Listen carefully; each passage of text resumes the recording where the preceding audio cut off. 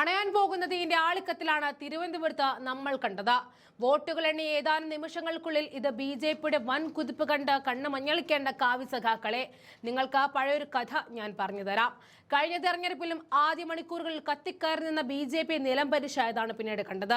അതുതന്നെയാണ് ഇവിടെയും സംഭവിച്ചിരിക്കുന്നത്. വോട്ടുകൾ എണ്ണി അവസാന ഘട്ടത്തിലേക്ക് കടക്കുമ്പോൾ ബി.ജെ.പിയെ ചവിട്ടിത്താഴ്ത്തി വീണിരിക്കുകയാണ്.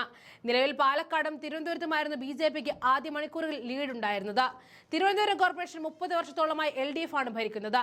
കഴിഞ്ഞ 2 തവണയും പ്രതിപക്ഷ കക്ഷിയാകാൻ ബി.ജെ.പിക്ക് കഴിഞ്ഞ കോർപ്പറേഷൻ കൂടിയാണ് തിരുവനന്തപുരം. 2020 10 സീറ്റിലേക്ക് ഒതുങ്ങിയ UDFന്റെ സ്ഥിതി ദയനീയമായിരുന്നു. എന്നാൽ ഇത്തവണ കേരളത്തിൽ തന്നെ ആദ്യമായി സ്ഥാനാർത്ഥി നിർണയം നടത്തി കോർപ്പറേഷൻ തെരഞ്ഞെടുപ്പിൽ ഇറങ്ങിയ കോൺഗ്രസ് മുൻ MLA ശബരിനാഥിനെയാണ് മേയർ സ്ഥാനാർത്ഥിയാക്കി ഉയർത്തിക്കാട്ടിയത്. തിരുവനന്തപുരത്ത് CPMന്റെ ഉറച്ചുകൂട്ടിയ മുട്ടട വൈശ സുരേഷ് വഴി UDF പിടിച്ചെടുക്കുകയും ചെയ്തു. മുൻ DGP R ശ്രീലേഖയെ മേയർ സ്ഥാനാർത്ഥിയാക്കി നിർത്തി ബി.ജെ.പിയും കച്ചമുറക്കിയതോടെ കേരളം ഉറ്റുനോക്കുന്ന ഒരു ത്രികോണ മത്സരം തിരുവനന്തപുരത്ത് കാണാനായി.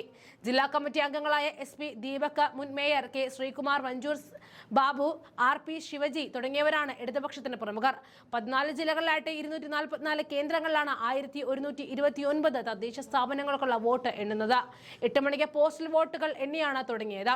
പോളിംഗ് ശതമാനം കുറഞ്ഞ തെരഞ്ഞെടുപ്പായിരുന്നു ഇത്തവണ നടന്നത്. തദ്ദേശ തെരഞ്ഞെടുപ്പിൽ സംസ്ഥാനത്ത് 73.68% പോളിംഗ് രേഖപ്പെടുത്തി. 2020 ഇത് 75.95% സംസ്ഥാനത്ത് 2,10,70,79,021 വോട്ടുകൾ രേഖപ്പെടുത്തി. ആദ്യഘട്ട തെരഞ്ഞെടുപ്പ് നടന്ന ഡിസംബർ 9 70.9% പോളിംഗ് ആണ് രേഖപ്പെടുത്തിയത്.